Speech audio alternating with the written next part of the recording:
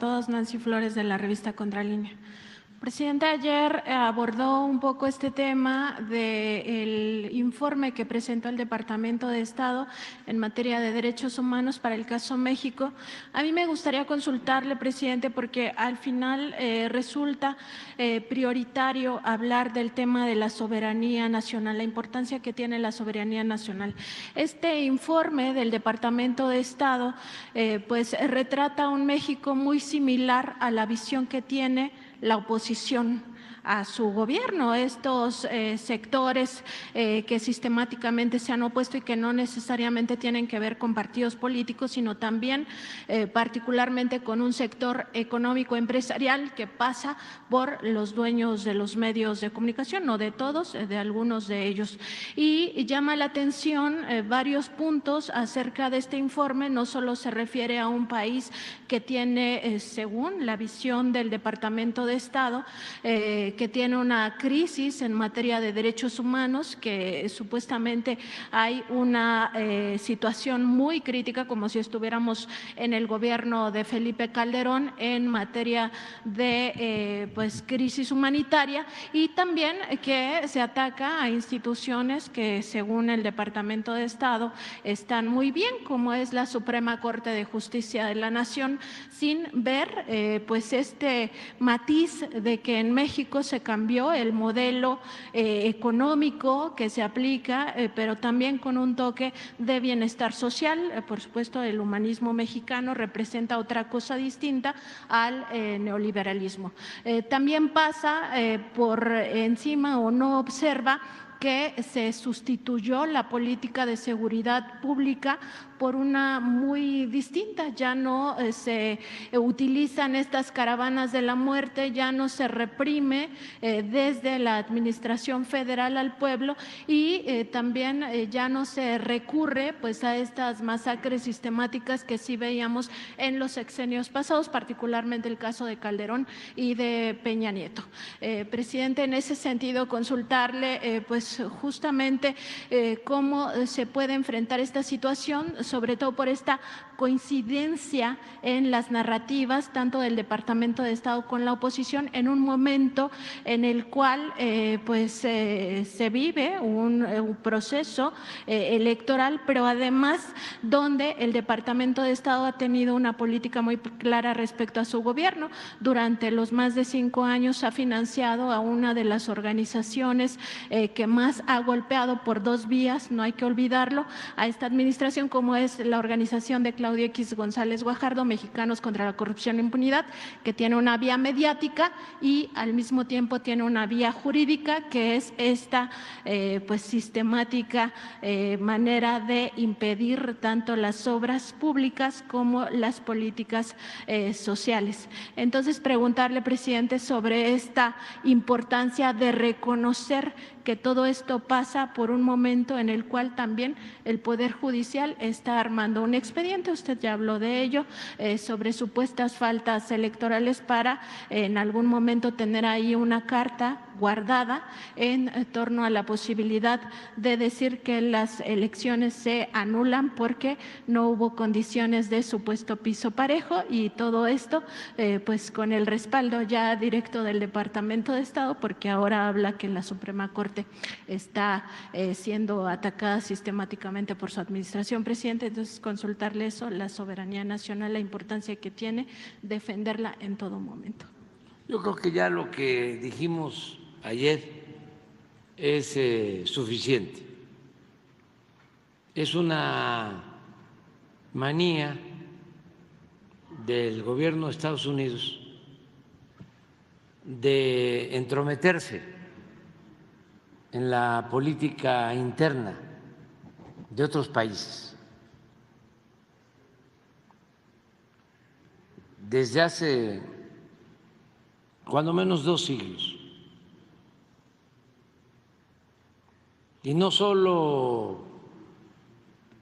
es opinar o dar cartas de buena conducta, como si ellos fuesen los jueces, el gobierno del mundo, sino intervenir militarmente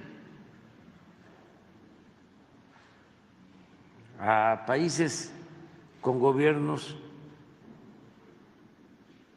no sometidos a los intereses del gobierno de Estados Unidos. Eso es la historia.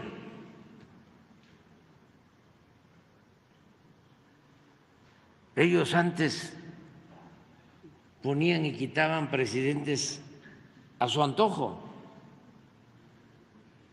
Esa es la historia de los pueblos de América Latina. Bueno, nuestra historia. 2 veces nos invadieron. Y en una ocasión, pues, se quedaron con más de la mitad de nuestro territorio.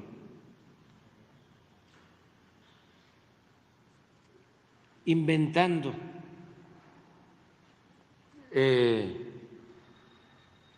una falta de pagos. El Congreso en Washington aprobó la guerra contra México y un presidente Polk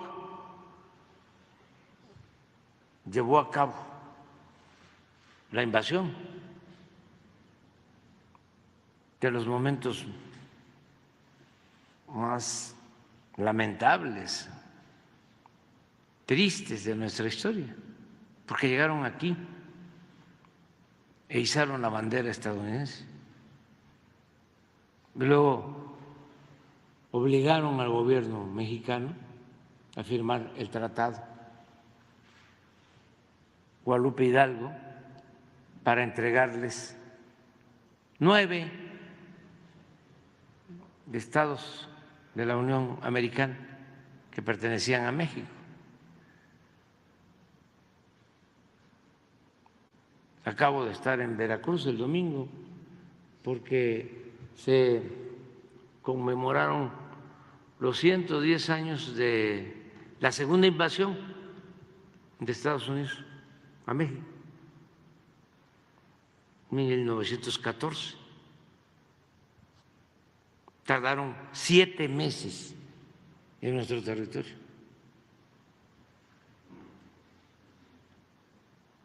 Y pues siempre ha actuado así.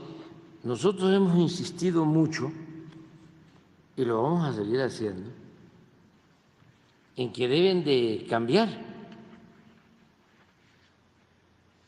su política exterior.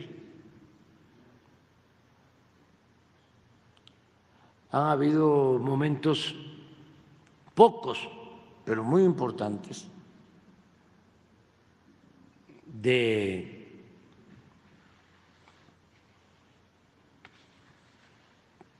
políticas respetuosas de los países de América Latina por parte del gobierno de Estados Unidos. Cuando gobernó el presidente Franklin Delano Roosevelt, aplicó la política de buena vecindad. Llegó el poeta Pablo Neruda a llamarlo el titán de las libertades.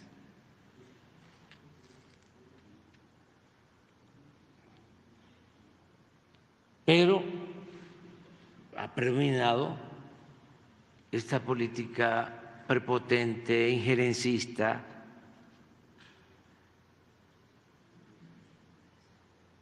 que es lo que todavía se refleja con esos fallos que emiten contra los países, como el que dieron a conocer antier, y se meten en los asuntos internos. En efecto, ¿qué tienen ellos que meterse en el asunto de las diferencias que tenemos con el Poder Judicial. ¿Quiénes son ellos para intervenir? ¿Cuál es el fundamento legal? ¿Quién les autoriza a intervenir? Están violando flagrantemente el derecho internacional, la independencia, la soberanía de los pueblos. Y ayer hablaba yo de cómo nosotros somos respetuosos. Imagínense de que les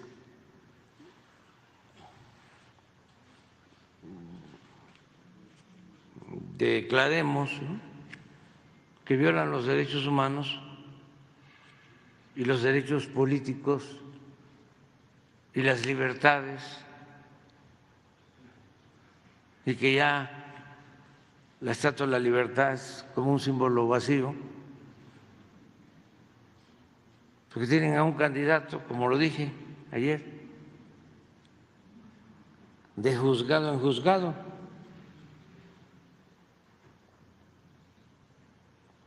¿O cómo van a hablar de derechos humanos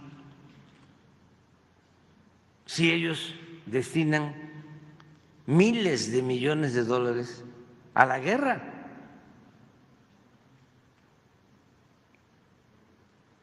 Para la muerte de inocentes en todos los países del mundo donde hay confrontación. Pero nosotros no nos metemos en eso. ¿O por qué no liberan a Assange? ¿Dónde está la libertad y la libre manifestación de las ideas? ¿Y cómo es que destinan tanto dinero a la guerra y no destinan fondos, recursos para atender a sus jóvenes que están padeciendo por el consumo de drogas, que lamentablemente fallecen 100,000 jóvenes cada año por el consumo de fentanilo?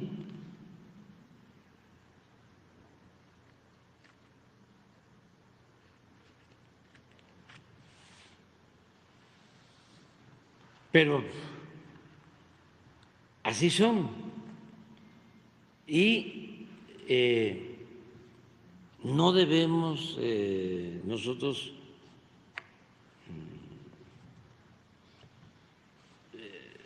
sorprendernos, extrañarnos.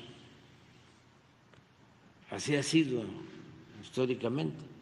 Y eso también, con todo respeto, indica de que están estancados, anquilosados, en decadencia, porque tienen que renovarse.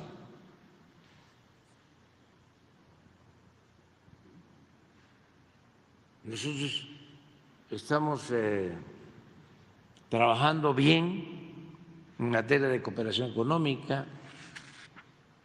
Es conveniente la relación, lo he venido diciendo. Ya somos el principal socio comercial de Estados Unidos en el mundo. Viven 40 millones de mexicanos en Estados Unidos. Hay buena relación entre nuestros pueblos. Sin embargo, hay todavía estos grupos de intereses económicos y políticos. Afortunadamente no son todos los gobernantes. Es que también es un gobierno muy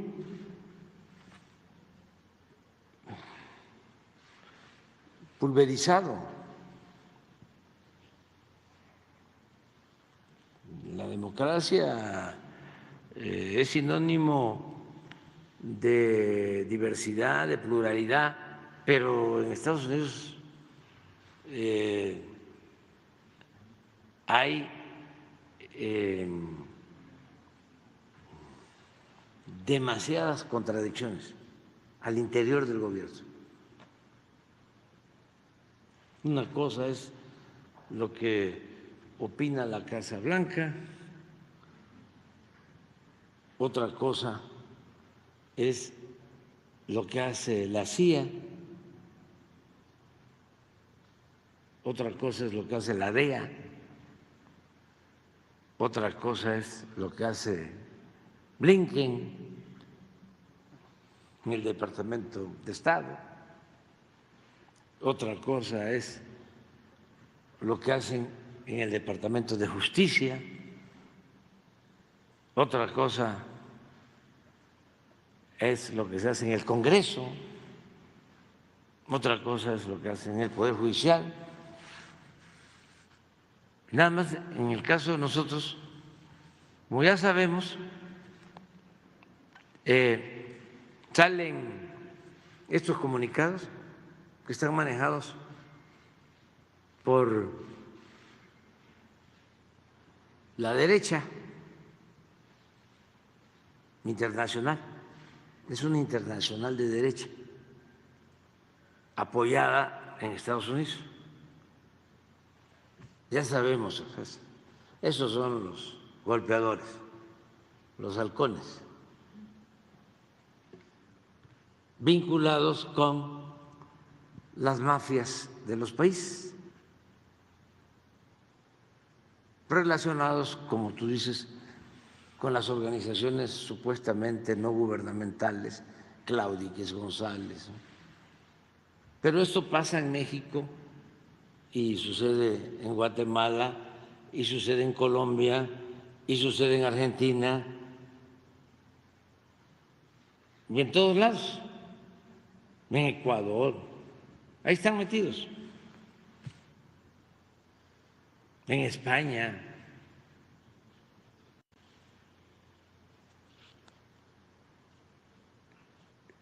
Entonces, como ya sabemos, no nos preocupa porque pues tenemos relaciones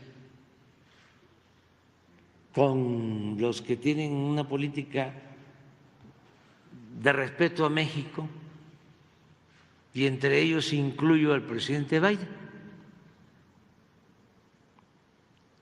Y además se los puedo probar con hechos. Tengo la experiencia de haber tratado con el presidente Trump y con el presidente Biden. Les puedo comentar dos asuntos para que vean lo que les estoy planteando. Cuando detienen al general Cienfuegos, ¿no se enteró el presidente Trump? Lo hicieron los de la DEA.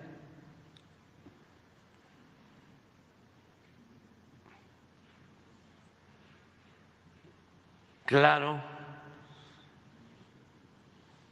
en una circunstancia especial venían unas elecciones en Estados Unidos, como ahora. Y lo que querían era confrontarnos.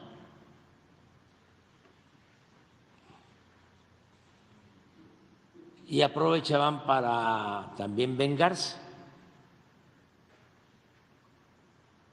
Es una de mis hipótesis. Porque cuando Calderón a este grupo de golpeadores irrespetuosos de las soberanías se les permitió que se metieran en México, violando nuestra soberanía. Desde la Embajada de Estados Unidos en México, en el tiempo de Calderón, se daban las órdenes a las Fuerzas Armadas, en particular a la Secretaría de Marina, y a García Luna y a todos los que tenía Calderón supuestamente combatiendo el narcotráfico. Pero las órdenes, la oficina central estaba en la Embajada de Estados Unidos.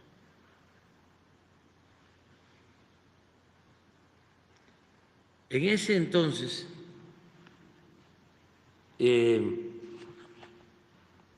fue cuando se da el enfrentamiento en Cuernavaca y asesinan a Beltrán Leiva y a otros, y declara el embajador de Estados Unidos, aquí lo tengo en el libro, tengo la declaración, diciendo que a diferencia del ejército, que se negaba a sumarse, a aceptar las órdenes de ellos, la Marina estaba subordinada, que incluso habían formado a un equipo, a un grupo de élite en el Comando Norte, un grupo de élite de la Marina en el Comando Norte. Sí, además, no, estoy hablando de las órdenes y desde luego toda la cuestión de la inteligencia manejada por eso. Entonces, por eso hablo, como hubo resistencias de parte del ejército, que lo de Cienfuegos pudo ser una represalia. Y también se da en el momento en que hay elecciones. Y pues yo le mando a decir al presidente Trump que no estaba de acuerdo con ese procedimiento. Nos avisaron 5 minutos antes de la detención. Se supone que había cooperación y de inmediato intervino el presidente Trump. Ahí supe que no estaba informado y tomaron decisiones, se indagó en el Departamento de Justicia de Estados Unidos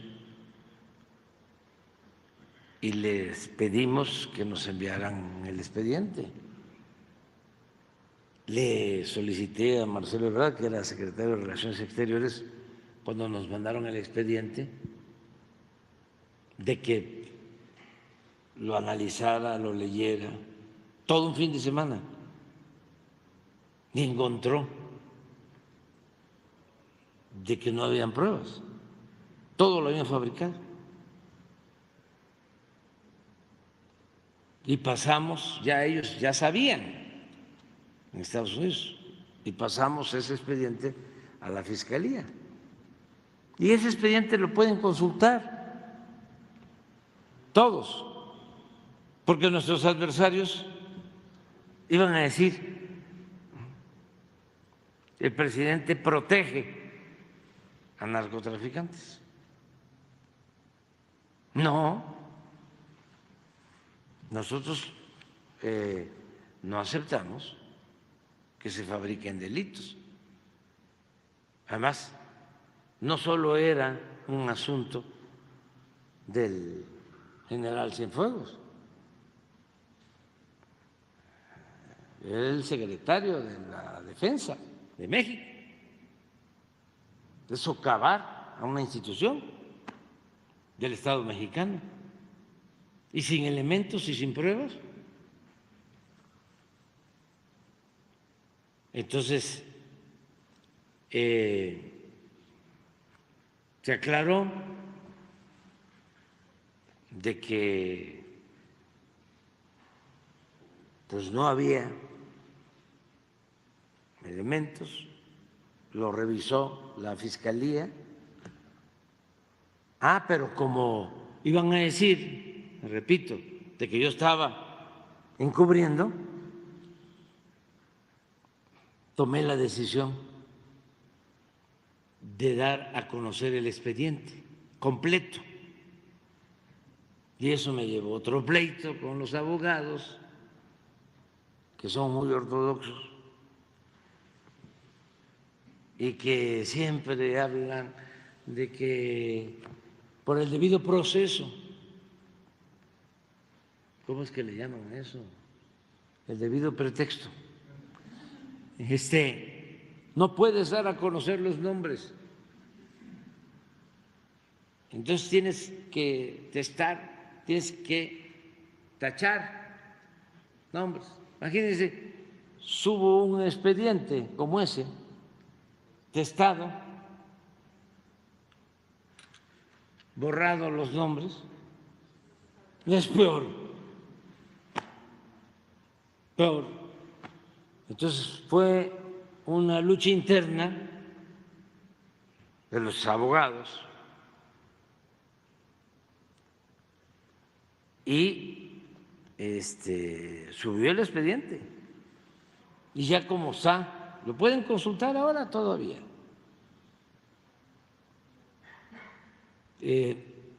Pues es evidente que lo armaron, que lo fabricaron.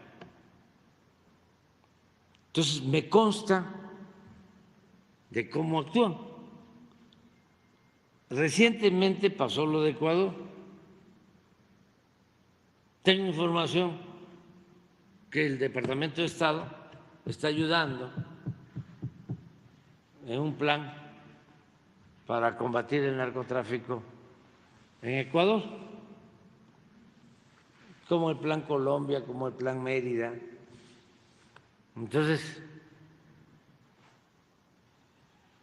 asaltan nuestra embajada,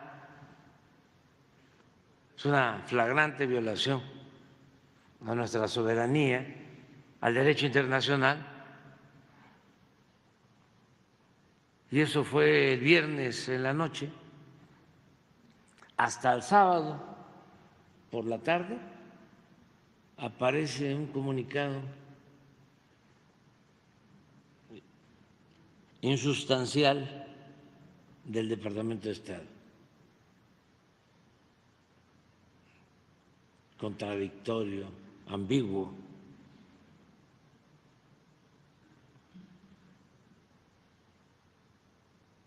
Y sabía yo que no estaba enterado el presidente Biden, que habían tomado la decisión en el Departamento de Estado. Entonces, por eso dimos a conocer el video y se lo mandé al presidente. Y como pues es una gente respetuosa de nuestra soberanía, siempre me habla de que el trato entre nosotros tiene que darse en un plan de igualdad, porque somos países independientes, soberanos, países vecinos, hermanos, pero independientes. México no puede ser nunca un protectorado, una colonia de ningún país extranjero. México es un país libre, independiente, soberano. Que eso es lo que hay que ir resolviendo hacia adelante. Y es lo que también lleva implícito ese mensaje de que no cambien. No estoy hablando de todos, pero sí, hay un grupo muy prepotente. Entonces, por eso, una de las cosas que se tienen que establecer con mucha claridad es cooperación económica, sí. Integración económica, sí. Ayudarnos mutuamente para fortalecer América del Norte y a toda América, sí. Cooperación para el combate al narcotráfico y que ayudemos humanitariamente a que no se padezcan esas pandemias de consumo de fentanilo en Estados Unidos que tanto dolor, que tanta muerte provocan, sí.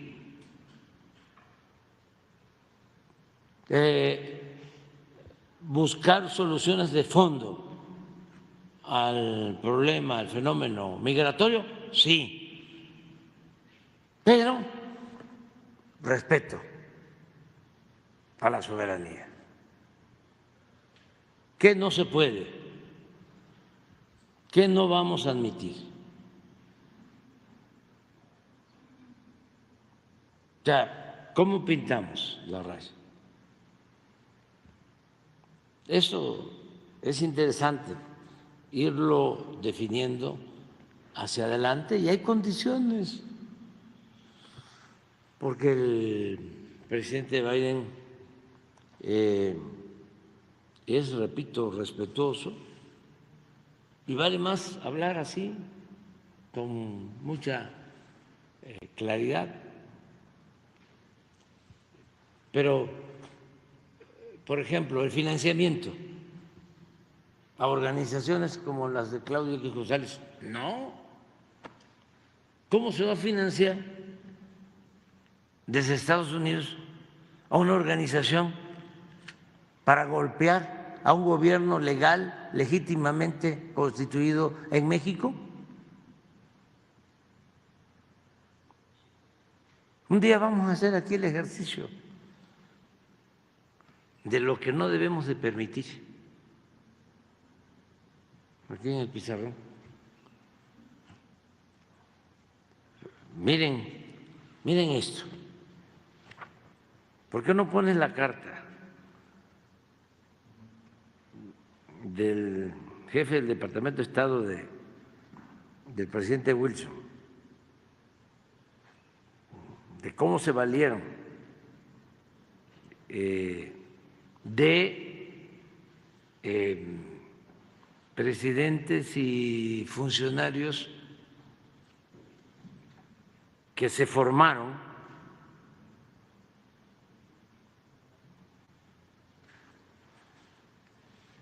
en las universidades de Estados Unidos y son los que ahora todavía les ayudan,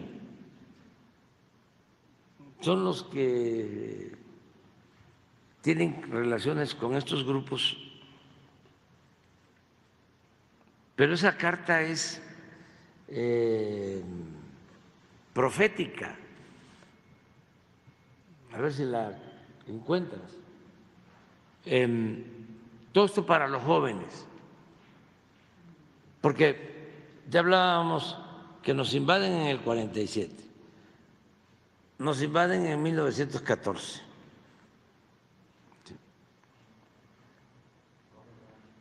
Luego, esto es posterior, entonces creo que en los años 30.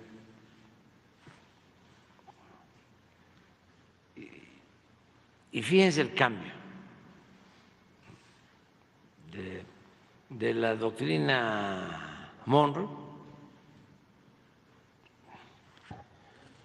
del presidente Monroe, que le pide al expresidente Jefferson un consejo sobre cómo resolver esto en el siglo XIX, al inicio, las relaciones de Estados Unidos con el mundo. Y le dice, pues hay que cuidar nuestro espacio vital. Y de ahí surge la famosa frase, América para los americanos. Pero de esa frase, de la doctrina de Monroe, a esto, que ya es la época nuestra, ya no son las intervenciones, aunque siguen habiendo golpes de Estado, está demostrado porque se desclasificó información sobre el golpe de Estado en Chile, que intervinieron los del gobierno de Estados Unidos. ¿La encontraron? Pero es buenísima para los jóvenes. Es del 24, o sea, 10 años después de la invasión a Veracruz.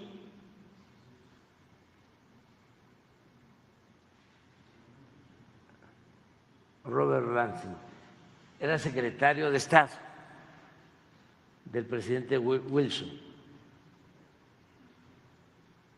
Y mira lo que le recomienda: tenemos que abandonar la idea de poner en la presidencia mexicana a un ciudadano americano, ya que eso conduciría otra vez a la guerra. La solución necesita de más tiempo. Debemos abrirle a los jóvenes mexicanos ambiciosos las puertas de nuestras universidades y hacer el esfuerzo de educarlos en el modo de vida americano, en nuestros valores y en el respeto del liderazgo de Estados Unidos.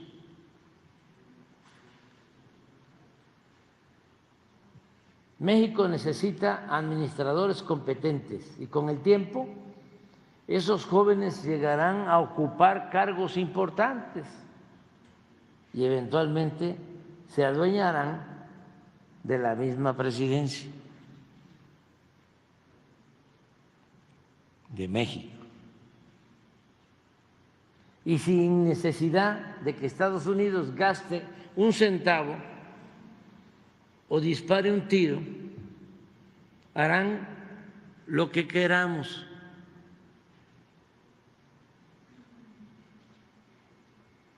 Y lo harán mejor y más radicalmente que lo que nosotros mismos podríamos haberlo hecho.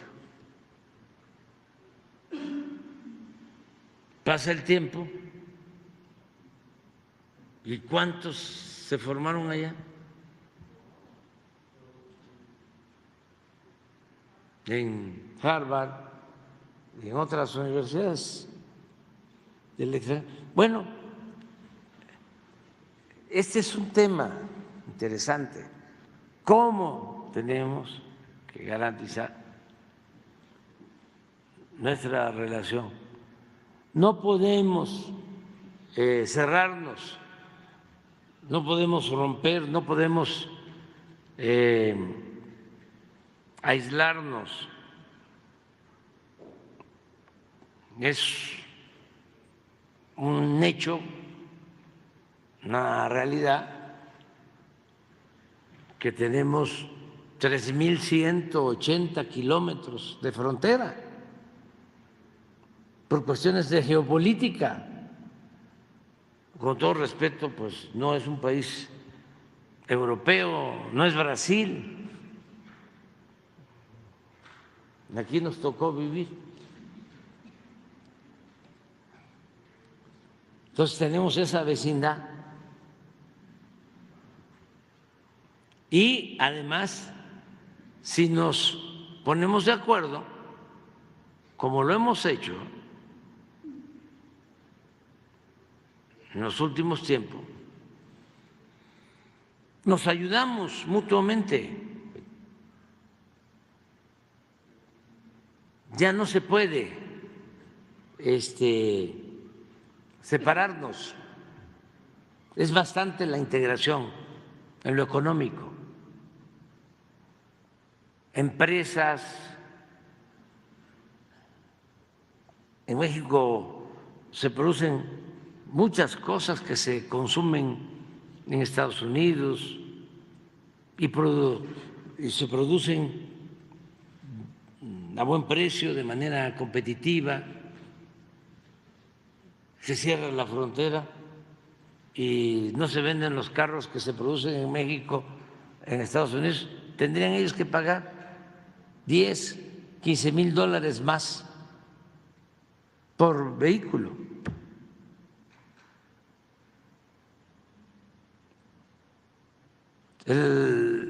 Las empresas de autopartes, hay una relación en la frontera muy dinámica, activa, y a nosotros nos ayuda esa relación y no nos negamos. Parte del éxito de la política económica nuestra ha tenido que ver, entre otras cosas, con la inversión extranjera,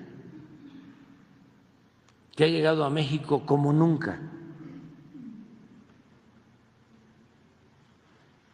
Las dos cosas, inversión extranjera e inversión pública. Los tecnócratas neoliberales no creen en la inversión pública y nosotros sostenemos que es fundamental. Por eso la creación de empleos, por eso México es de los países con menos desempleo en el mundo, pero esto se complementa con la inversión extranjera. Entonces, ¿cómo resolvemos mantener esta integración económica con respeto a nuestras soberanías? Es un proceso nuevo. ¿Cómo hacerlo enfrentando estos exabruptos?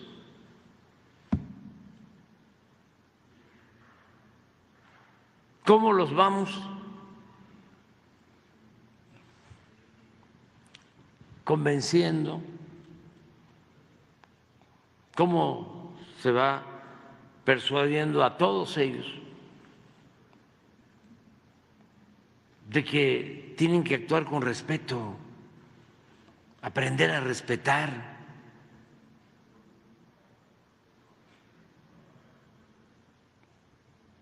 Es una labor y hacia adelante importantísima para los jóvenes, porque de eso depende el desarrollo, de eso depende el fortalecimiento de América del Norte, de toda América, el fortalecimiento de Estados Unidos y el fortalecimiento de México. Repito, nos necesitamos, nos complementamos, solo que tienen que aprender a respetarnos.